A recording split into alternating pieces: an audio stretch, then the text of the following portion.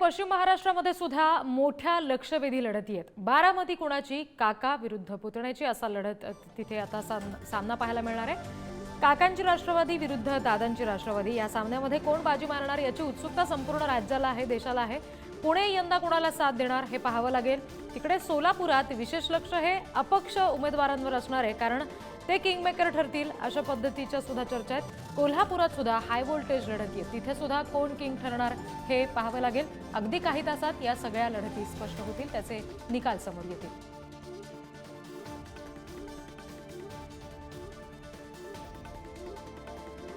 सध्या आपल्यासोबत पुण्यातून ज्ञानेश्वर चौतमल जोडले गेलेले आहेत, शिवाय कोल्हापुरातून शेखर पाटील सुद्धा आपल्यासोबत आहेत। सुरुवातीला मी ज्ञानेश्वरकडे जाते। ज्ञानेश्वर, पुण्यामध्ये कशा पद्धतीचं हे लढती पाहायला मिळणार आहे? दादा विरुद्ध काका ही लढत तर आहे, इतर सगळ्या मतदारसंघांमध्ये काय नेमकं वैशिष्ट्य आहे, कुठं नेमकं लक्ष असेल विशेष?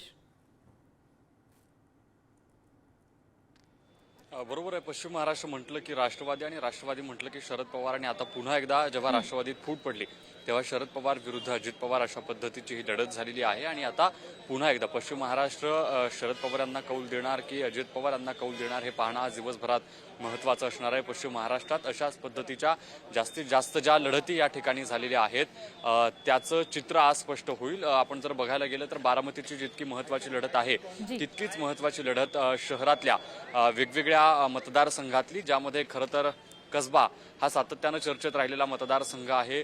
रवींद्र धंगेकर पुन्हा एकदा कसबा जिंकतात का हे पाहावं लागेल। तर दुसरीकडे कोथरूड विधानसभा मतदारसंघ, जिथे चंद्रकांत पाटील विरुद्ध चंद्रकांत मोकाटे अशा पद्धतीची लढत आहे, इथे देखील कोण बाजी मारतंय हे पाहणं महत्त्वाचं असेल। त्यासोबतच शहरातली पर्वती, शिवाजीनगर, खडकवासला, वडगाव शेरी आणि हडपसर या विधानसभा निवडणुकांचे निकालही तितकेच महत्त्वाचे आहेत। खरं म्हणजे अटीतटीच्या ह्या लढती आहेत, जिथे हडपसर आणि वडगाव शेरीची जर आपण जागा पाहिली तर तुतारी विरुद्ध घड्याळ अशा पद्धतीचं चित्र या दोन मतदारसंघांमध्ये आहे। मतमोजणी काही वेळात सुरू होणार आहे। मी पुण्यातल्या अन्नधान्य गोडाऊन अर्थात FCIचं जे हे कोरेगाव पार्कातलं ठिकाण आहे या ठिकाणी आहे, आणि आपल्याला बघायला मिळतंय की उमेदवारांचे जे प्रतिनिधी आहेत ते या ठिकाणी त्यांची तपासणी होते आणि त्यांना आतमध्ये सोडलं जातं आहे। या सगळ्या सकाळच्या प्रहारामध्ये जे उमेदवारांचे प्रतिनिधी मतमोजणीच्या निमित्तानं या ठिकाणी येत आहेत त्यांची पोलिसांकडून चौकशी या ठिकाणी सुरू असल्याचं आपल्याला पाहायला मिळतंय। कुठल्याही प्रकारचा अनुचित प्रकार घडू नये यासाठी पोलिसांचा मोठा बंदोबस्त जो आहे तो या ठिकाणी तैनात आहे। आपण पाहतोय की आज साधारणपणे 7 वाजल्यानंतर मतमोजणीच्या प्रक्रियेला सुरुवात होणार आहे, आणि त्याचाच एक भाग म्हणून आता या ठिकाणी जे आतमध्ये गोडाऊन आहे जिथे 8 विधानसभा मतदारसंघांची मतमोजणी होणार आहे त्याच्यासाठीची सगळी प्रक्रिया आपण जर बघितलं असेल तर BDDS ची टीम देखील या ठिकाणी आहे। डॉग स्क्वॉड या ठिकाणी आपल्याला पाहायला मिळतो आहे। सगळ्या सुरक्षेच्या यंत्रणांची जी खबरदारी आहे ती या ठिकाणी चोखपणे घेतली जाते। कुठल्याही प्रकारचा अनुचित प्रकार घडणार नाही आणि सगळ्या खबरदारी ज्या आहेत त्या प्रशासनाकडून या ठिकाणी त्याच्यामुळे दिवसभरात पुण्यातले कसे निकाल हाती येतात त्याचे अपडेट्स वेळोवेळी तुमच्याकडून घेऊ। आता मी शेखर यांच्याकडे जाते। शेखर, कोल्हापुरात नेमकं कशा पद्धतीच्या हाय व्होल्टेज लढती आहेत? सगळ्यात जास्त मतदानाची टक्केवारी कोल्हापुरात यंदा पाहायला मिळाली, त्याचा कुठला परिणाम वेगळा पाहायला मिळेल का?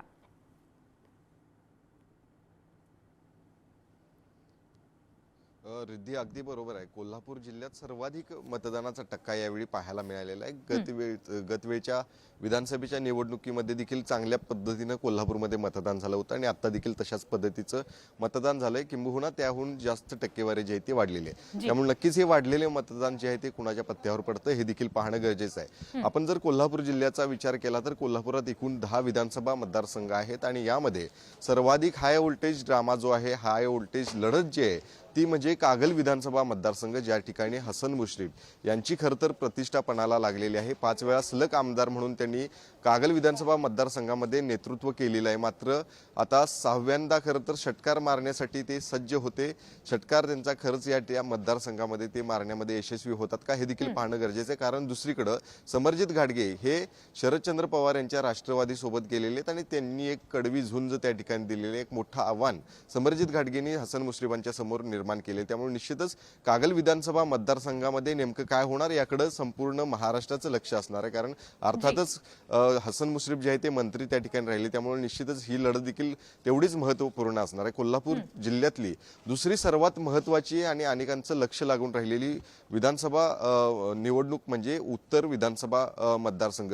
आपल्याला माहिती आहे की या विधानसभा मतदारसंघामध्ये काँग्रेसची नाट्यमय घडामोडी घडल्या होत्या आणि त्या ठिकाणी अपक्ष म्हणून राजेश लाटकर यांनी अर्ज जो आहे तो त्या ठिकाणी दाखल केला. त्यानंतर मधुरिमा राजे छत्रपती यांनी स्वतः त्यांनी उमेदवारी अर्ज माघारी घेत नसल्यामुळे स्वतः आपला उमेदवारी अर्ज जो आहे तो माघारी घेतला होता. त्यामुळे या नाट्यमय घडामोडी देखील कोल्हापूर उत्तर विधानसभा मतदारसंघामध्ये घडल्या होत्या आणि परिणामी काँग्रेसची या ठिकाणी चिन्हाशिवाय खरं तर त्या ठिकाणी राजेश लाटकर यांना पाठिंबा देण्याची वेळ जी आहे ती आली होती. त्यामुळे निश्चितच या ठिकाणी राजेश क्षीरसागर विरोधात राजेश लाटकर असा एक मोठा सामना जो आहे तो या ठिकाणी रंगलेला आहे. त्यामुळे निश्चितच या विधानसभा मतदारसंघामध्ये देखील नेमकं काय होणार याकडे सर्वांच्या नजरा ज्या आहेत त्या लागून राहिल्या आहेत. आपण जर बघितलं तर कोल्हापूर प्रमाणे सांगली असू दे आणि सातारा असू दे या दोन्ही जिल्ह्यांमध्ये देखील मोठी लढाई त्या ठिकाणी पाहायला मिळते. अनेक दिग्गज नेते जे आहेत ते त्या ठिकाणी पाहायला मिळतात. जयंत पाटील सांगलीसारख्या ठिकाणी, विश्वजित कदम आहेत, रोहित पाटील असतील, संजय काका पाटील यांची प्रतीक्षा खरं तर त्या मतदारसंघामध्ये पणाला लागली. तर दुसरीकडे पाटण विधानसभा मतदारसंघामध्ये देखील शंभूराज देसाई यांची देखील प्रतिष्ठा तिथं पणाला लागल्याचं पाहायला मिळतं. त्यामुळे निश्चितच कोल्हापूर, सांगली, सातारा हा एक ऊस पट्टा आणि सहकारावरती चालणारी राजकारण असणारं हा 3 जिल्हे आहेत आणि त्याच जिल्ह्यांमध्ये नेमकं आता जनता कोणाच्या पारड्यात आपली मतं टाकते, कोणाला त्या ठिकाणी आमदार म्हणून खरं तर विधानसभेमध्ये पाठवतं हे देखील आज पाहणं गरजेचं निश्चित. आहे. आणि दिवसभरात पुढचे तपशील घेऊच. शेखर, धन्यवाद सध्या दिलेल्या माहितीसाठी.